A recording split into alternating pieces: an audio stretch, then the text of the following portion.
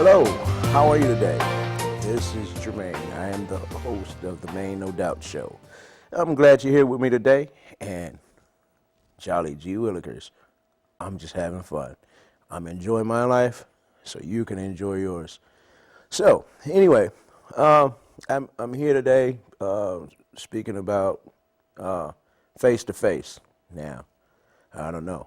Who am I face to face with? And who are you face to face with? Well, everybody at some point in life have to come face to face with themselves. Now, um, today, right? I think of things as it could be funny. It could be a whole bunch of different things. But most of the time, as we you know prepare through life, we kind of forget, who we had to face at the end of the day. Now, um, a lot of times people fear being enclosed with themselves. I mean, the only time, to be honest about it, is that people usually come face to face with themselves is in the restroom. They look at themselves in the mirror, they look at the teeth, do the face hair, and everything, and overall, they have a tendency to still bypass themselves because most of the time people are only looking at the external images of themselves, in which they figured that external really makes up who they really are. Now, um, you know, people come face to face with each other, but coming face to face with each other is kind of like communing, where people get together and basically talk about various conversations or comparisons of this and that or whatever. But people still have a tendency to bypass the root of everything of themselves. So really, uh, you know, um, a lot of times, going through life, we always, well, let's start as a kid. As a kid, we start off, we start playing with different things. I mean, once we start acknowledging the fact that we're moving along, and we can walk, and we can partially talk, and we can kind of remember these things. Some people have a tendency to never remember the things that they did when they were kids. Some people childhood is like really terrible, and they wish to shut that part of their life out completely. So it all depends on what background you come from. But overall, you know, either way, however you are on the face of this planet, you know, is it's important that you know where the root of everything starts.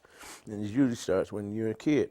So when you're a kid, I mean, if you have siblings or you raised amongst siblings, and you really don't have time to focus on, you know, um, what or who you are internally. We're not talking about what makes you feel a certain way, because sometimes the feelings can get in the way of you actually, adjusting and harmonizing your internal energies, to be able to balance yourself throughout life. So there's a factor in which people think that all of their emotions and everything is gonna, get them completely balanced in life. I mean, let me pause in between here. It's like you have, you know, I've read some philosophy books, and the thing is, it's like to be able to balance emotions, opposed to be overbearing with them, and a lot of people don't understand the difference. And see, once it's a practice that you have to try to come into the understanding of, to be able to balance all of these, emotions, in which I've seen, and I've had uh, professional counselors or whatever tell me that everybody operates, a lot on emotions, and I'm like, it's just understandable, but you can't categorize every person to be or operate the same way, in which it caused some imbalance because some people can operate within emotion all day. Some people can operate without emotions all day. So they kind of found out that, you know, I personally am a thinker, you know, more over the emotional processes. And see, to be able to balance your emotions, you got to be able to balance your thought processes and emotions so that you come to a form of neutrality.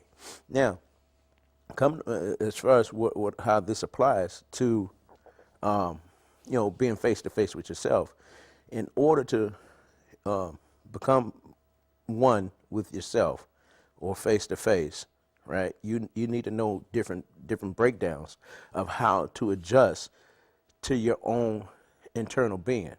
And, you know, when people say, "Oh, I know who," there's so many people that say they know who they are.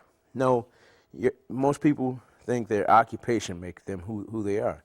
Most people think their car or their house or their status or their job or their wife or anything else in between. You know, they actually believe that, you know, that's what makes them who they are. It doesn't matter if you have all of these things. I mean, they're great. I mean, they're things to play with, but that's external.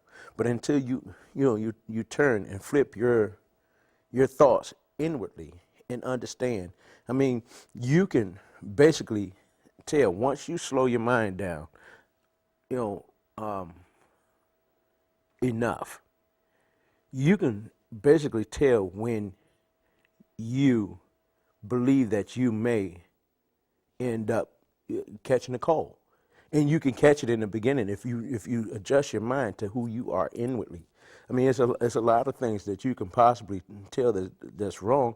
I mean, but most people don't pay attention to those little slight, you know, little changes that occurs inwardly. I mean, you can basically, you know, figure out a lot of different things, you know, type of equations to other possibilities of problems that may pop up, you know, futuristically or in the present at the moment that you're in. But if you don't slow your mind down and you got a billion thoughts going on, and trust me, you know, it's not impossible because I can think of at least 15 different thoughts at once. But you know, for the most, you really need to handle one at a time. Now, some people do not understand how to, you know, process a lot of thoughts. And sometimes you have to shut down a lot of thoughts because some people like to clutter you with their thoughts. And I've said this before, but yet and still, they like to, you know, put additional thoughts in with the things that you already have to process, which you understand. And yes, it could be overbearing, and you can possibly, you know, get overwhelmed, you know, because people want you to process their thoughts because sometimes they're not sure of how to process their own thoughts. So they'll throw the thoughts at you, and hopefully you provide the answer for them.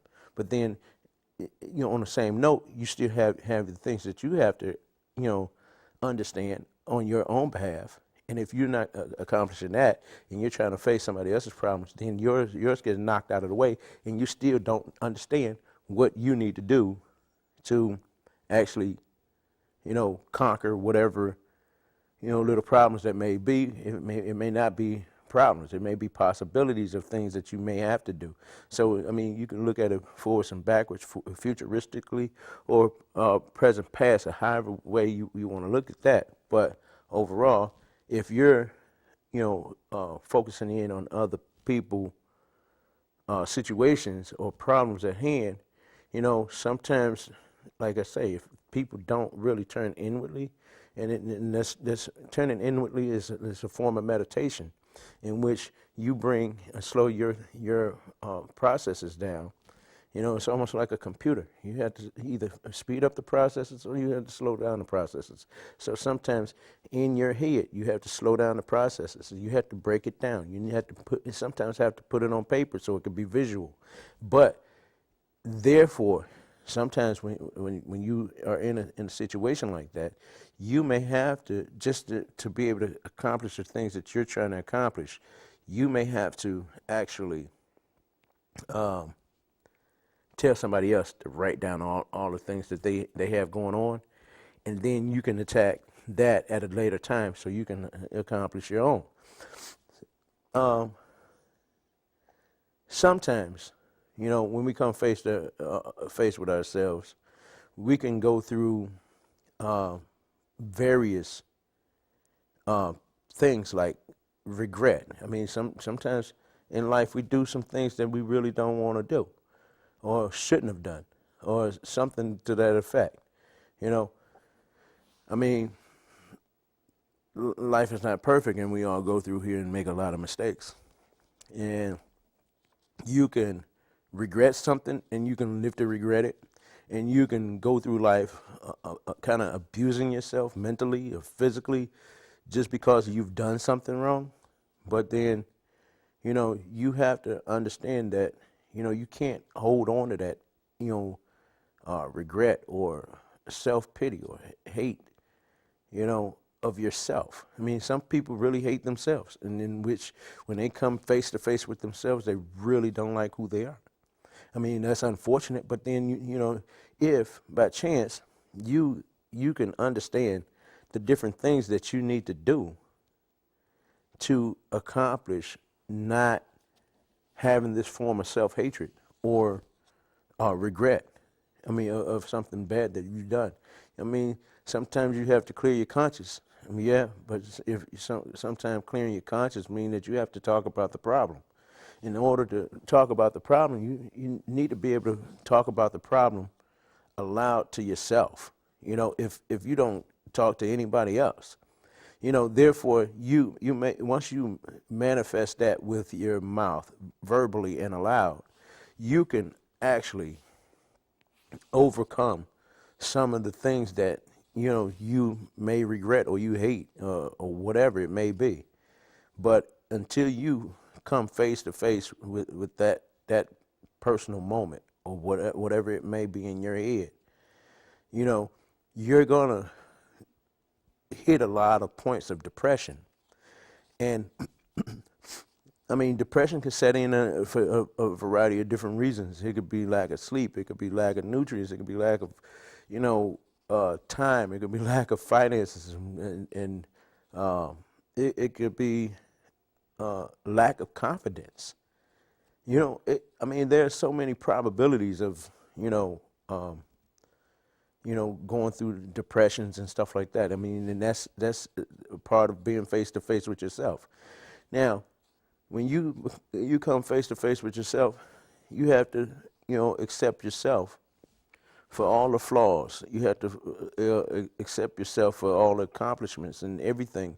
You have to really understand that, at the end of the day, if you don't feel either sad or happy, at least you found a neutral spot in which you may be able to handle a bigger bulk of things, because you're neither for or against anything. You're just in a neutral zone in which you may be able to walk in that neutral zone, for a very long time. Because being for one thing and not the other, people become indecisive, and they don't know which side they should choose. I mean, it's like, it's like having soda here and water here. Now, who's going to choose? I mean, somebody might say, hey, the soda tastes really good. It's got sugar, and it's fizzy. It might be cola. It may have caffeine. So, you got water, right? It's just water. And see, some people just say, oh, that's just water. I don't like it. It has nothing. It has no taste. But the body requires this. So people are looking at this possibility. They're like, hey, I'm going to go for what's a little bit healthier. Water seems to be a better choice, But then you're picking and choosing. But then if you're in a neutral zone, you say, hey, I'm going to take whatever's necessary at the time that I'm there for the time that I need it. And I'm not going to make a choice. If there's no water available, then I might accept the soda. Even though I know that the soda may not be great for me, but at this point, if there's a necessity to have something to drink, then you accept what you have when you get it. Beside that, pushing for things that you may not, have access to, really can be, um, it can really get to you from just having to pick and choose every day. See, picking and choosing make you pick a side or have a choice. I mean, some people say you Republican or Democrat. What difference does it make? You pick based on the options that you have, based on the circumstances at hand, whatever floats your boat. If it's going to make you emotionally happy by picking and choosing between the both, fine. Do whatever. It doesn't matter. When you come to a point of neutrality, right? Everything does not matter. It doesn't matter. I mean, if it's in the greater good, and you feel like that's something you want to do it. I mean, if I feel like helping somebody, give a little money to somebody on the street, that's what I'm gonna do. I don't care what they do with the money afterwards. It's not my decision.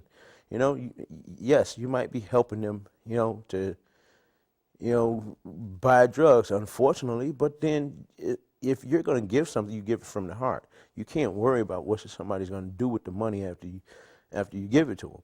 I mean, some people sit back and look at the people on the corner and say, oh, go get a job, right? It's not my decision to tell somebody else what they should do. Maybe that's how they want to live life. See, some people, find happiness in having less. That's their decision. I can't be aggravated at somebody because they receiving money, that they're not getting taxed for. I mean, people are like, oh yeah, you got to be taxed. Yeah, everybody taxes or whatever. It doesn't matter. Overall, right? They have the heart to get out there and do something that you possibly won't, because you looking at self-image and self-imagery and how vanity can make life complex, because you're looking at what somebody might think of you, but you think about them. They're not really worried about what somebody think of them. They're just thinking about whether or not somebody's going to help them out for whatever cause they're out there for. And you have to be realistic about it. I mean, I've had people walk up to me and be like, hey, look, I'm just going to be honest with you. Can you give me a couple of dollars so I could buy me a beer? Hey, it was honesty. Nobody sit there and lie to me, oh, yeah, I got a family and all this other stuff. I mean, yeah, they got to come face to face with themselves. If they're honest with themselves and this is what they're really doing, and it's for their family, fine, I guess it's for their family. But some people sit out there and lie. Is it for me to pass judgment on them or what they're saying or have on the signs? No. So, if I have no, hang-ups on whether or not they're telling the truth or not, then when I pass the money along, it's for whatever purpose it's for. So, turning inwardly, right?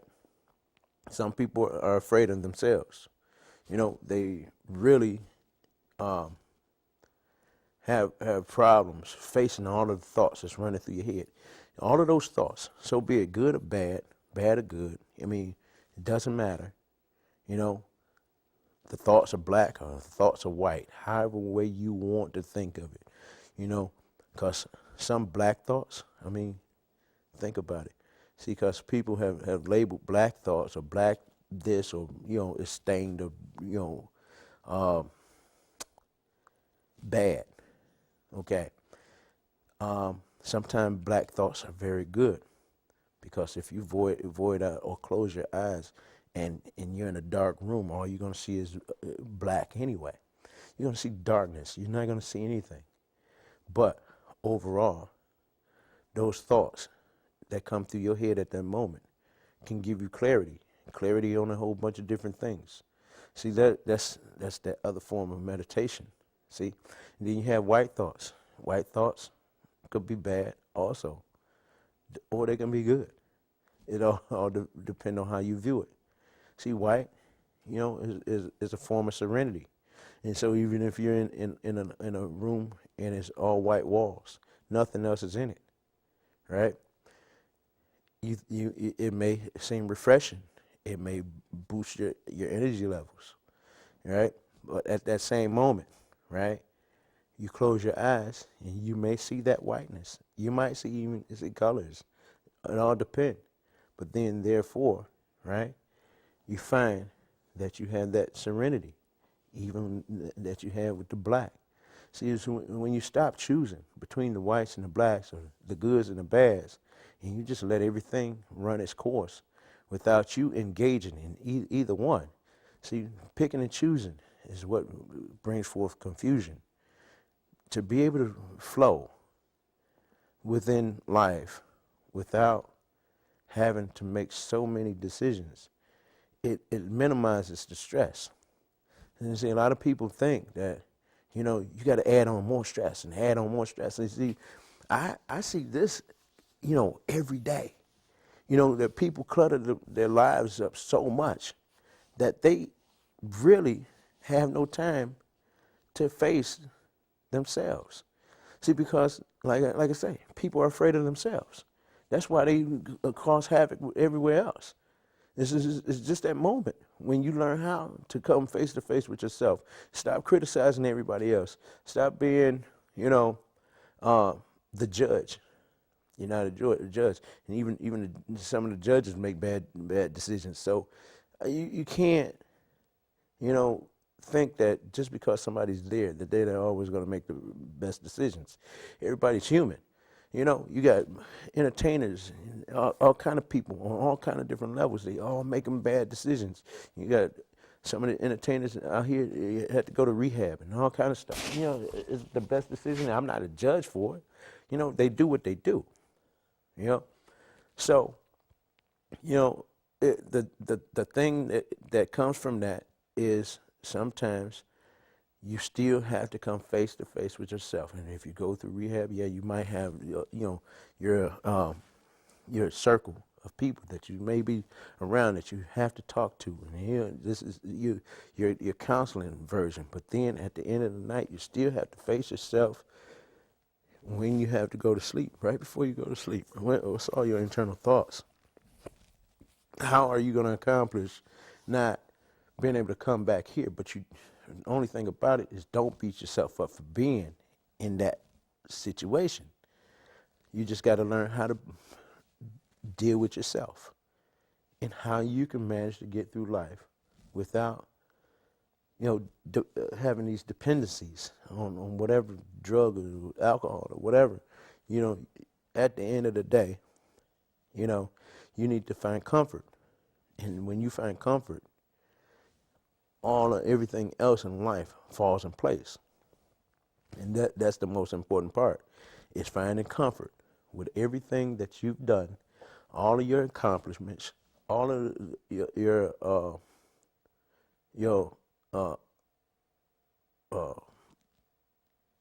probabilities of not completing, everything that you possibly set forth for that day. I mean, sometimes it happens, and you may not get anything done. You may not get anything accomplished for the day. So you have to come face to face with all of it. And as long as you're comfortable, you didn't say anything, that upset somebody else. I sometimes we all say things that just fly about. And you had no intentions of hurting people, but like I say, if people don't have any balance of emotion, then they could be offended just about by everything that comes out of a person's mouth. when I'm out and about, I free float. I say things really quickly without really thinking about it because sometimes thinking about a lot of things, right, causes stress. So if you're able to just talk freely and say whatever, however, whichever way it comes out, you may find a lot more humor. You might find out that you actually come up with a better idea because you let your imagination or creativity fly freely. And see, that's one thing you find once you learn how to control the flow of all of those thoughts that you come in. Like say, I can think 15 thoughts at once, and I can kind of you know clutter them or declutter the matter of thoughts and still work with them all. I mean, especially when I'm having a conversation, because I can make it all fit and tie in together. Because why? I understand, my flow of thinking. It's just the fact is when other people start throwing in all of these other probabilities that you don't, equate for. It's like, hey, it makes the scales unbalanced. And then you're like, okay, all right, now your own personal scale, it may have found balance, but then now somebody's added more weight. So now now you got to try to figure out how to declutter this matter on this side so you can find balance again. And then you got to try to help them balance out the things that that they're trying to accomplish or the things that they're facing. So by doing that, as long as you learn how to focus and adjust and neutralize the things that's going on in your environment, in your brain environment, whatever, you can help other people. Don't tell them what to do. Don't give them advice, because giving advice sometimes is really off balance, because some of a lot of people involve their emotions and their judgments in which they may not be adequate for the person. See, every time a person has a problem, you cannot use the same possibilities of solutions to every single person that come up with the same type of problem. If you're really going to help someone, you have to really adjust your thinking to each individual's characteristics. And then by chance you might actually be able to dig in there and say, hey, here's your probabilities, you have to pick from them.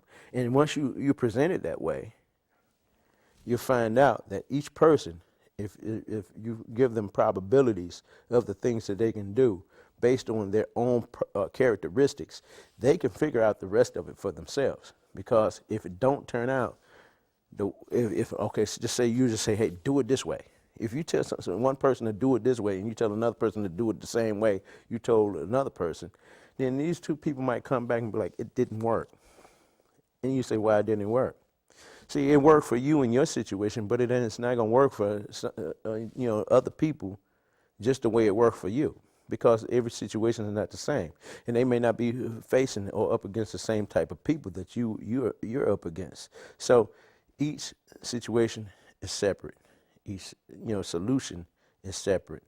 Each solution has probabilities, and all those probabilities can only be figured out by the person or persons that have to deal with all of those different or variety of possibilities in between. So when you when you come face to face with yourself, let's just be honest about it. It's not always an easy thing to do. And a lot of people that do come face with themselves, unfortunately, get to a point where they end up, committing suicide. That's an unfortunate event. I mean, I've known a couple people, who has had things like that happen. Somebody I know, and when I was younger, grandparent kill themselves. Uh, it's just a thing that happens when sometimes you come face to face with yourself, and you may not be happy with yourself. But like I say, you have to get over. You have to get over. If you can't, yeah, I mean, it could be like the worst punishment that you ever experience, because you're punishing yourself. So, like I say, face to face with yourself, find a neutral zone. The neutral zone causes less stress. The less stress, the more happiness you'll find in between time. Finding that point of happiness is always a good thing. So, learn who you are. Not, I mean, women with the makeup, that's not who you are. It makes some women look nice. I mean, but that's not who you are. To be able to face yourself, without the makeup, it's a beautiful thing. I mean, and for somebody to accept you for who you are, that's a beautiful thing also. So you got, it's like the class. They used to say that people had a long time ago called music appreciation. Where you learn how to appreciate different, classes of music, and to be able to be in an environment in which you can really appreciate people just for who they are. Appreciate who you are. It's important. Appreciate yourself for the scars, the blemishes, because we all going to get old. And we all going to get saggy and wrinkly, and you got to be comfortable with yourself on every level. Oh, well. See, I learned this early in life. I realized the probabilities, and I said, hey, well, we all headed for, I mean, for the grave, even from the time when you're born. So, realize that you're going to have a lot that you may not be able to do after, a certain period of time. I mean, it may happen early in life for you. You might end up paralyzed or blind, having an amputation or anything. I mean, people look past these probabilities every day because why? They don't want to think about that. So people watch TV and listen to radios and everything to block out those possible thoughts. But in all actuality, the only time that they really have to come face to face with it is if it actually happens to them. They never thought about the possibility of these things happening beforehand, and what that ended up causing people to go through some major depression. If you want to, really get deep into that, you can contact me at enjoyyourlife4313 @gmail.com, and that's important. Come face to face with yourself. Know who you are. I'm gonna leave it just about at that. But one thing I can say is that the least you fear yourself, the more you understand that you can enjoy life. You can find happiness within yourself, within the things that you do. You might find yourself smiling a lot more in the morning and in the evening. I mean, it's nothing to it. I mean, I enjoy talking to see. I'm gonna actually say this, because like, there's a thing in this country that I find, is that a lot of young people disrespect older people, and they don't really realize that a lot of history comes from older people, and the only way you're gonna learn some of the things that happened from the past, because you think that technology is so new and that's so important, but then, you know, without having the conversations with older people, you know, you may not ever understand a lot of things as you get older, because you put the you people in America push the elderly to the wayside. You know, but it's the elderly people that actually got us to the points that where we are now. Because without all their blood and sweat and labor, you know, they were the ones to help build a lot of this country. You know, and in China, you know, I can actually say they really respect the elderly. I mean, you find in the South a lot of times that the young still respect the older, you know, population, you know.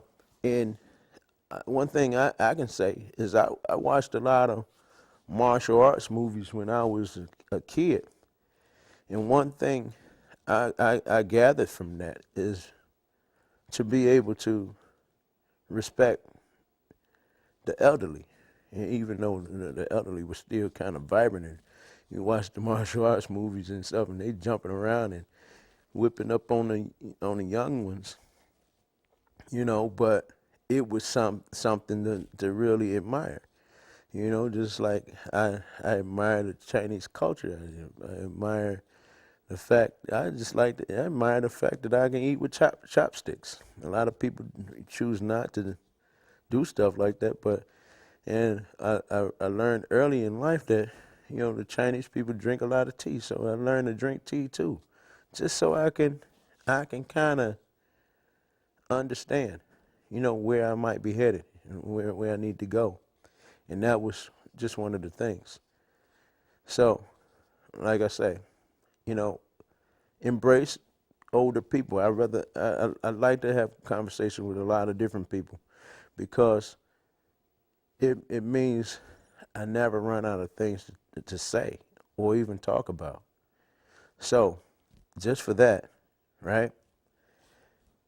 You know, you never know what you might learn, but that's all about learning how to come face to face with yourself, being able to talk to people on all different levels, you know, without hindrances, without being judgmental.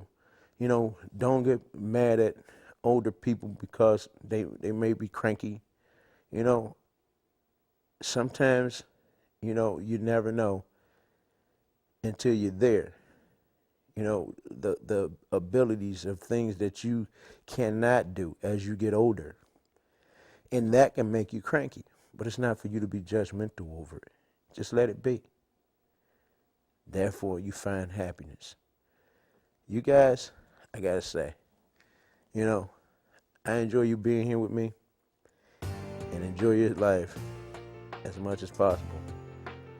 Contact me, enjoy your life, 4313 at gmail.com. Thank you for being here.